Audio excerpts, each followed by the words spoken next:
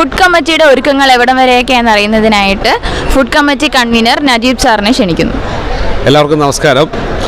63ാമത് school കലോത്സവം തിരുവനന്തപുരം ജില്ല ആതിഥേയം അരുളുകയാണ്. ഇവിടെ എത്തുന്ന എല്ലാ കുട്ടികളെയും രക്ഷാകർത്താക്കളെയും അധ്യാപകരെയും സ്വീകരിക്കുന്നതിന് വേണ്ടിയിട്ടുള്ള എല്ലാ ഒരുക്കങ്ങളും ബഹുമാനപ്പെട്ട വിദ്യാഭ്യാസ വകുപ്പ് മന്ത്രിയുടെ നേതൃത്വത്തിൽ ഇതിനോടകം തന്നെ പൂർത്തീകരിക്കപ്പെട്ടിട്ടുണ്ട്. അതിൻ്റെ ഭാഗമായി പ്രവർത്തിക്കുന്ന ഒരു കമ്മിറ്റിയാണ് ഭക്ഷണ കമ്മിറ്റി. ആ ഭക്ഷണ കമ്മിറ്റിയുടെ ചെയർമാനായി പ്രവർത്തിക്കുന്നത് കരക്കൂട്ടത്തിൻ്റെ ബഹുമാനനായ MLA ശ്രീ കടകംപള്ളി സുരേന്ദ്രൻ ആണ്. അതിൻ്റെ കൺവീനറാണ്. എൻ്റെ പേര് നജീബ്. ഞാൻ Kerala school teachers association KST എന്ന അധ്യാപക സംഘടനയുടെ സംഘടനയാണ് ഈ ഭക്ഷണ കമ്മിറ്റിയുടെ ചുമതല ഏറ്റെടുത്തിട്ടുള്ളത്. ഭക്ഷണ കമ്മിറ്റിയുമായി ബന്ധപ്പെട്ടുള്ള ഇതുവരെയുള്ള ഒരുക്കങ്ങൾ ഇപ്പോൾ ഒരു അരമണിക്കൂർ മുമ്പ് ബഹുമാനപ്പെട്ട ചെയർമാൻ്റെ സാന്നിധ്യത്തിൽ ഏകദേശം 500ഓളം പേർ പങ്കെടുത്തുകൊണ്ട് അവലോകന യോഗം നടത്തുകയും സൂക്ഷ്മാടിസ്ഥാനത്തിൽ എല്ലാ പ്രവർത്തനങ്ങളും വിലയിരുത്തുകയും ചെയ്തിട്ടുണ്ട്.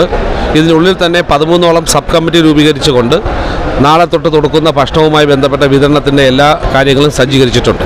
രാവിലെ 7 മണി മുതൽ പ്രഭാത ഭക്ഷണവും, ഉച്ചയ്ക്ക് 11:30 മണി മുതൽ ഉച്ച ഊണും, രാത്രി 7:30 മണി മുതൽ അത്താഴവും വിളമ്പി നൽകാൻ കഴിയുമെന്ന് പ്രതീക്ഷിക്കുന്നു.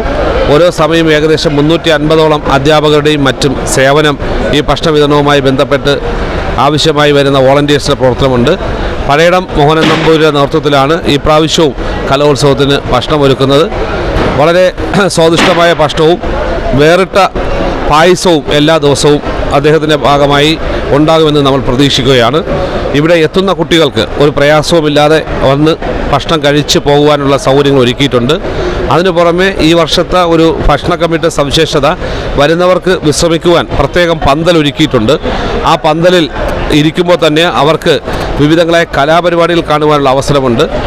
മുൻകാല കലോത്സവ ജേതാക്കളായിട്ടുള്ള ഇന്നത്തെ സെലിബ്രിറ്റീസ്, ജനപ്രതിനിധികൾ, മന്ത്രിമാർ ഒക്കെ ആ കലാപരിപാടിയുടെ ഭാഗമായി ഇവിടെ എത്തുകയാണ്. അവരുമായി അഭിമുഖങ്ങൾ, അവരുടെയുമായുള്ള അനുഭവങ്ങൾ പങ്കിടൽ, അങ്ങനെ വ്യത്യസ്തമായ നിലയിലുള്ള ഒരു സിറ്റുവേഷനും കൂടി നമ്മൾ ഇതിൻ്റെ ഭാഗമായി ഒരുക്കുന്നുണ്ട്.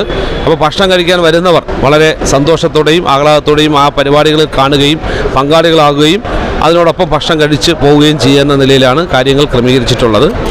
എല്ലാ ദിവസവും രാവിലെ ഒരു 8000 പേർക്കും, ഉച്ചയ്ക്ക് ഏകദേശം 20,000ഓളം പേർക്കും, വൈകുന്നേരം ഒരു 10,000 പേർക്കും ഭക്ഷണം നൽകേണ്ടി വരുമെന്നാണ് ഇപ്പോഴത്തുള്ള കണക്ക്. അതിനാവശ്യമായിട്ടുള്ള എല്ലാ മുന്നൊരുക്കങ്ങളും ക്രമീകരിച്ചിട്ടുണ്ട്.